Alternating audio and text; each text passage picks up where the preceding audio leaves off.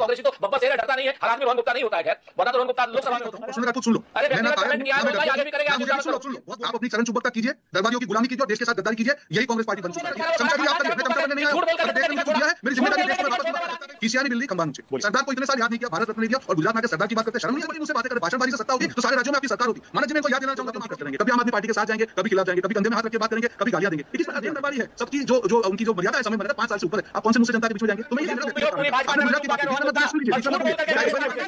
आपने 288 बैठक पे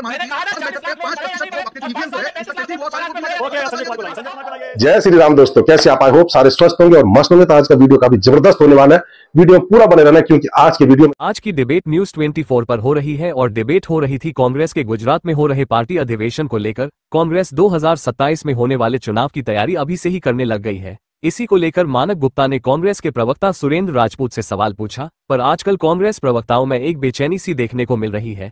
इसी का कारण है कि वह जल्दी ही अपना आपा खो बैठते हैं और गाली बाज बाई सुप्रिया श्रीनेत की तरह गाली गलौज और निजी आरोप लगाना शुरू कर देते हैं। यह आपको इस डिबेट में सुरेंद्र राजपूत के व्यवहार से देखने को मिल जाएगा। उसने बीजेपी के प्रवक्ता रोहन गुप्ता, जो कि पहले कांग्रेस में हुआ करते थे, पर किन्हीं कारणों से उन्होंने कांग्रेस छोड़ बीजेपी का दामन थाम लिया और यही बात सुरेंद्र राजपूत को नागवार लग रही थी कि रोहन गुप्ता ने कांग्रेस क्यों छोड़ी। इसीलिए सुरेंद्र राजपूत ने रोहन गुप्ता पर निजी हमले करने शुरू कर दिए, जिसको लेकर रोहन गुप्ता ने भी इस राहुल के चमचे को अच्छी तरीके से सबक सिखा दिया, ये बोलते हुए कि तुम जैसे कांग्रेसी चरण चुंबकों की आदत बन गई है दूसरों पर निजी हमले करने की। सुनते ही सुरेंद्र राजपूत के आग लग गई। फिर तो दोनों के बीच जुबानी जंग शुरू हो गई। इस जुबानी जंग को मानक गुप्ता ने बड़ी मुश्किल से रोकते हुए डिबेट को विषय पर लाते हुए आगे बढ़ाया। तो देखते हैं किस तरीके से रोहन गुप्ता और कांग्रेस के सुरेंद्र राजपूत के बीच में किस विषय को लेकर इतनी गर्मागर्मी हुई और किस तरीके से रोहन गुप्ता ने पप्पू के प्रवक्ता को बुरी तरीके से धोते हुए निचोड़ डाला। डिबेट बहुत ही जबरदस्त होने वाली है, इसलिए आपसे निवेदन है कि डिबेट पूरी देखें। तो शुरू करते हैं इस धमाकेदार डिबेट को। चालू करो बे।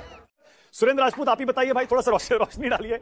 ये मोदी शाह के गढ़ में आखिर ये लाभ लश्कर लेके आप जो उतरे हैं, इसके पीछे क्या स्ट्रेटेजी, क्या है, रणनीति क्या है?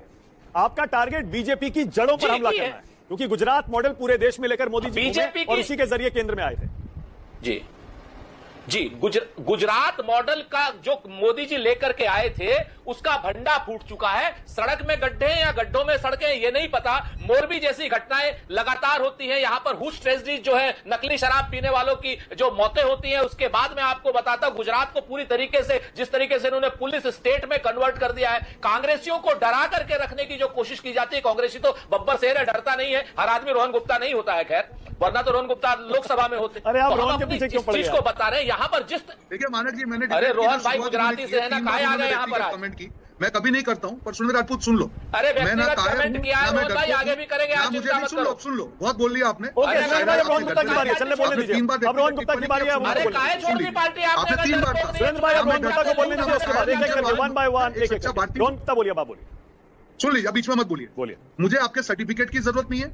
आप अपनी चरण चुंबकता कीजिए, दरबारियों की गुलामी कीजिए और देश के साथ गद्दारी कीजिए, यही कांग्रेस पार्टी बन चुका है। ठीक है ना? 2020 में मत बोलिए, बीच में मत बोलिए, चुप रहिए। आपने जब मर्यादा को उल्लंघना तो चुप रखिए। चमचागिरी आप करिए, मैं चमचा बनने नहीं आया हूं। अगर देश ने मुझे कुछ दिया है, मेरी जिम्मेदारी है, देश को मैं वापस दूंगा। सत्ता कहीं बाहर में नहीं हो सकता, मैं यहाँ पे काम करने आया हूँ। बीच में मत बोलिए। आप अपनी चरण चुंबकता, एक मिनट। सुरेंद्र भाई, आपसे मेरी रिक्वेस्ट है, रोहन गुप्ता इस डिबेट का मुद्दा नहीं है, प्लीज पर्सनल कमेंट ना करें। और रोहन, आपने जवाब दे दिया, आप भी पर्सनल ना हो, आगे बढ़ें, मुद्दे पर आइए। और रोहन बताइए, गुजरात का किला कैसे बचाएंगे? बोलिए। क्या है? खिसियानी बिल्ली खंबान ऊंचे। सरदार को इतने साल याद नहीं किया, भारत रत्न नहीं दिया और गुजरात में आकर सरदार की बात करते शर्म नहीं आती? स्टैच्यू ऑफ यूनिटी में एक बार आप जाके नहीं सरदार की बात करते शर्म नहीं आती? यही सरदार के इतिहास को पोंछने का आपने काम किया, जिसका जवाब गुजरात की जनता ने दिया आपको। कौन से बड़ी मुंह से बातें करें? भाषणबाजी से सत्ता होती तो सारे राज्यों में आपकी सरकार होती। मानक जी, मैं इनको याद दिलाना चाहूंगा कि हम आंकड़ों की बात करेंगे। अब भाई शायरी मेरा काम नहीं है, मेरा काम है तथ्यों पर बात करूं। 2022 में उदयपुर का शिविर हुआ था। क्या इन्होंने संगठनात्मक तरीके से 120 दिन में सारे संगठन की पोस्ट को भरने का वादा किया था? क्या हुआ? कुछ नहीं हुआ। 50 साल से कम लोगों को इंपॉर्टेंस देने की बात की, क्या हुआ? कुछ नहीं हुआ। 3 कमेटी बनाने की बात हुआ, क्या हुआ? कुछ नहीं हुआ। एक व्यक्ति एक पद की बात की, क्या हुआ? कुछ नहीं हुआ। उस शिविर के बाद में मानक जी 2 राज्यों में इनकी सरकार चली गई, राजस्थान और छत्तीसगढ़। आप जो भी बातें करते हैं, अगर आप में हिम्मत होती है कि जनता की समस्याओं का आप जो बोल रहे हैं समाधान लाएंगे, जनता आपको हटाती नहीं। क्यों कोई भी राज्य में कांग्रेस की सरकार रिपीट नहीं होती? और एक चीज, लोकसभा में इनको एक मौका मिला, जिस प्रकार से उन्होंने लोकतंत्र के नाम पे, संविधान के नाम पे राजनीति की डिवाइड एंड रूल किया, एक मौका मिला। उसके बाद 2 राज्य का चुनाव हुआ, हरियाणा और महाराष्ट्र, जहां पे मानक जी कांग्रेस को सफलता मिली थी। वहां पे क्यों जनता इनसे डुबक गई? जो दलित राजनीति की बात कर रहे थे, इनकी नेत्री कुमारी शैलजा का रोज अपमान हो रहा था, आप उसके ऊपर कोई एक्शन नहीं लेंगे। आपकी दोगलीपंथी से जनता कभी खुश नहीं होगी। कितना भी रिजोल्यूशन कर ले, कितना भी अच्छा भाषणबाजी कर ले, शायरियां कर ले, वोट नहीं मिलेंगे, तालियां मिल जाएंगी। आप चालू कर दीजिए शायरी का अपना प्रोग्राम, चालू कर दीजिए सुंदर राजपूत शाम को, और सारे कांग्रेसियों को बुला के उनको शायरी सुनाइए, हमको शायरियां मत सुनाइए। देश के लिए आपको नहीं। और एक चीज मानक जी, और एक चीज, उन्होंने गुजरात की बात की, मुझे एक चीज बताइए, इतने चुनाव हुए गुजरात में, क्यों सत्ता में नहीं आ पा रहे? क्यों? आपने कभी टटोला है मन? आप तुष्टीकरण की राजनीति करते रहेंगे, हर चीज में दोगलापंथी करते रहेंगे, कभी आम आदमी पार्टी के साथ जाएंगे, कभी खिलाफ जाएंगे, कभी कंधे में हाथ रख के बात करेंगे, कभी गालियां देंगे। ये किस प्रकार की राजनीति है? अभी चुनाव हुए, लोकल बॉडी चुनाव हुए गुजरात में, क्या हाल हुआ? कभी सोचा है? इतने साल हो गए, आप संगठन की बात करते हैं, वही बोलते हैं कि नई बोतल में पुरानी शराब। अब 2022 का रिजोल्यूशन निकाल के देख लीजिए मानक जी, वो के वही संगठनात्मक ये होना चाहिए, हर पद पे होना चाहिए, एक व्यक्ति एक पद होना चाहिए, दरबारियों का शासन ही होना चाहिए। उदयपुर में एक बड़ा शिविर में एक बड़ा संकल्प हुआ था कि 5 साल के ऊपर किसी को भी पद पे नहीं रखा जाएगा। आज मैं व्यक्ति के नाम में नहीं पढ़ा, ये मेरे संस्कार नहीं है सुरेंद्र राजपूत जैसे मैं व्यक्तिगत टिप्पणियां करूं, पर ऐसे जो मेन दरबारी है, सबकी जो उनकी जो मर्यादा है, समय मर्यादा 5 साल से ऊपर है, आप कौन से मुंह से जनता के बीच में जाएंगे? तो मैं ये सिर्फ इतना कह दूं मानक जी, आप करिए, विपक्ष का मजबूत होना जरूरी है, पर सिर्फ शेर की दहाड़ करके अंदर से चूहा निकले, यही आपको एक आंकड़ा याद दिला दूं।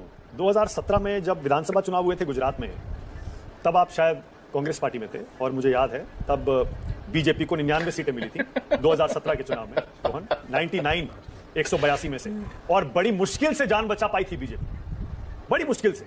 याद है ना आपको 2017 का? तो ये कहना कि कांग्रेस पार्टी को गुजरात में बिल्कुल समर्थन नहीं मिलता, ऐसा नहीं है। अच्छा खासा वोट, मैं आपको नहीं उसका जवाब दे रहा हूं, मैं आपको बिल्कुल, आपने बिल्कुल सही कहा। देखिए मानक जी, मैं आपको यही कह रहा हूं, मैंने ये नहीं कहा कि समर्थन नहीं, मैंने ये कहा कि जो बातें की जाती है, तब भी जिस मुद्दों को लेकर राजनीति की, मैं था उस टाइम पे पार्टी पे, और जब भी विचारधारा की बात आती है, सुरेंद्र राजपूत जैसे लोग व्यक्तिगत चीजों को पूछ के जब टिप्पणी करते हैं, मैं उनको जवाब दे दूं। कभी भी मेरी जिंदगी में, ना मेरे ब्लड में कभी कोई राजनीति में कभी सत्ता के लिए ना कभी आया था, ना सत्ता के लिए जाऊंगा, पर मैं दरबारियों की चरण चुंबकता नहीं कर पाऊंगा। अगर आपके नेता, आपका फीडबैक जो है दरबारियों के फीडबैक से अगर पार्टी चलाएंगे तो याद हो रहा है, और ये मेरा व्यक्तिगत कारण है। आपने गुजरात की बात की, बीच में मत बोलिए, सुन लीजिए, बीच में मत बोलिए, आगे बढ़िए, पर्सनल नहीं करते, मुद्दे पर बात करते हैं। आज बहुत इंपॉर्टेंट मुद्दा है, बहुत इंपॉर्टेंट मुद्दा है, कांग्रेस पार्टी के भविष्य पर बात करते हैं। बीच में मत बोलिए, बीच में मत बोलिए। नहीं रोहन प्लीज, अरे मैंने कहा ना, नाम भी ले रहा है जो आदमी टिकट छोड़ करके भाग जाए, और बोला हो जो आदमी, आप अपनी भाषा और एंड टाइम पे झूठ बोल करके भागे, उसका क्या नाम लेना? कांग्रेसी को वहां पे बुला के शायरी सुनाइए, उसका क्या नाम लेना? शायरी बीच में क्यों बोल रहे हैं? मैं आपको बीच में नहीं बोल रहा, याद रहता है, अब बीच में नहीं, बंद करिए, एक सेकंड रोहन प्लीज, एक सेकंड रुकिएगा। सुरेंद्र भाई एक मिनट, सुरेंद्र भाई छोड़िए ना, आगे बढ़िए ना। आज आपकी पार्टी के चुनावी भविष्य पर, चुनावी रणनीति पर चर्चा हो रही है, रोहन को टारगेट करने से क्या मिलेगा? रोहन मान लीजिए रोहन गुप्ता बीजेपी में जा चुके हैं, एक्सेप्ट कर लीजिए इसको, आगे बढ़ जाइए। अब मैं कह रहा हूं आज कांग्रेस पार्टी पर बात करिए, और अब आप ही बताइए। चलिए मैं आपसे पूछता हूं सुरेंद्र भाई, मैं आपसे पूछता हूं, चलिए आप ही बताइए फिर। 2017 में जब बीजेपी को 99 पर लाए थे, उसके बाद क्या हुआ? फिर छोड़ दिया आपने। 2022 में देखिए क्या हाल हुआ। नहीं, मसला छोड़ने का नहीं था मानक भाई, हमने उसके बाद भी पूरी ताकत से चुनाव लड़ा।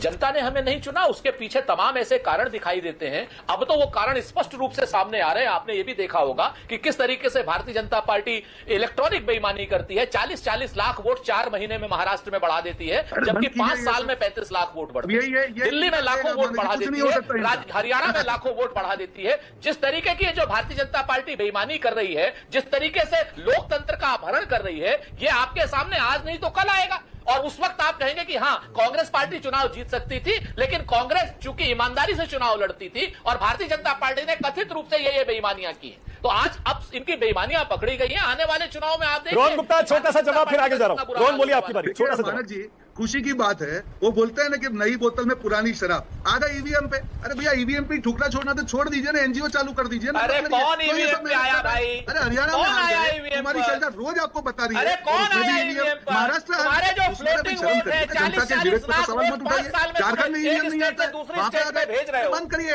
आप ईवीएम नहीं आया है का विरोध करेंगे। क्या बात करते हो?